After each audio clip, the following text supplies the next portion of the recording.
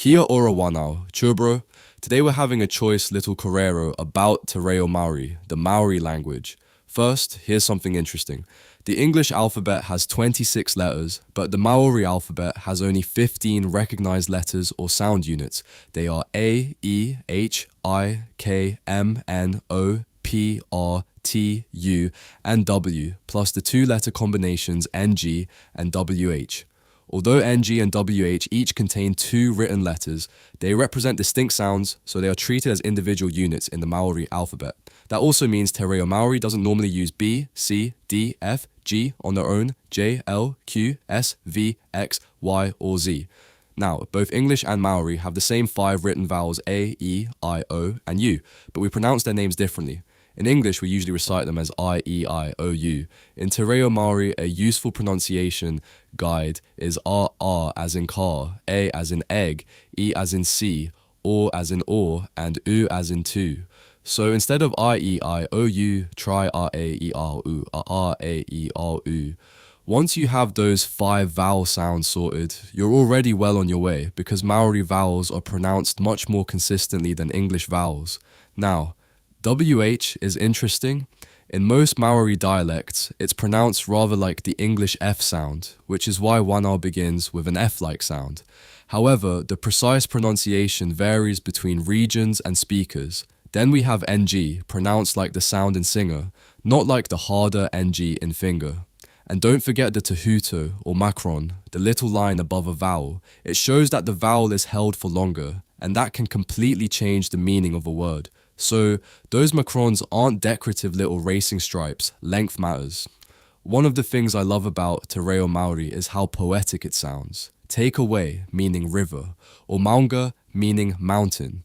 Even before you know the translation, those words sound connected to the landscape. There's a rhythm to Te Reo that is very pleasant to the ear. Te Reo Maori isn't a tonal language like Mandarin or Vietnamese.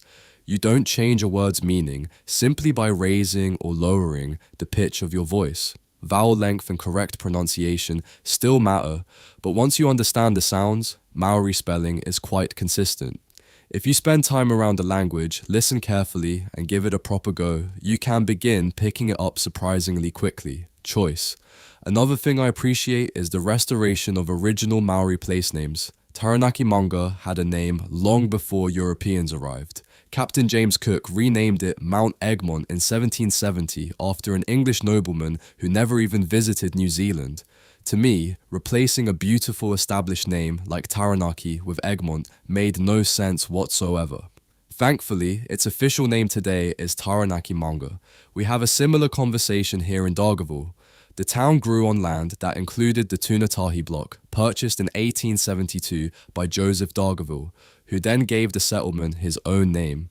You may also hear Takewira, a Maori transliteration of Dargaville, but Tunatahi connects us to the earlier name of the Wenua itself. If a place already has a meaningful name, why wipe it off the map and replace it with the surname of somebody from the other side of the world? Keep the original name, bro. It carries history, identity, and wakapapa. Now, let's talk about the days of the week because this is where things become interesting. First, an important correction, Maori absolutely did have a lunar calendar called the Maramataka, which guided fishing, planting, harvesting, and gathering food.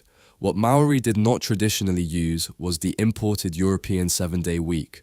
After Europeans arrived, Maori speakers adopted names based on the English weekdays. Monday was Mane, Tuesday was Ture, Wednesday was Wenerai, Thursday was Tight, Friday was Paraira, Saturday was Hatarai, and Sunday was Ratapu. You can hear how many of those were adapted from English to fit Maori pronunciation. Today another set is commonly taught, with Monday as Rahina, Tuesday as Ratu, Wednesday as Rapa, Thursday as Rapare, Friday as Ramere, Saturday as Rahoroi, and Sunday as Ratapu. So neither list is ancient. Both arose after the 7-day week arrived in Aotearoa, and you may still hear words from either set. Now, I'll admit something. Sometimes a newly created word makes me think, hang on, the thing already has a perfectly serviceable international name. For example, the common Maori word for computer is rorohiko, Part of me thinks computer already exists and everybody knows what it means. Sweet as job done. But here's the other side of the argument. Every living language invents and borrows words. English does it constantly with words like internet, smartphone, podcast, and selfie.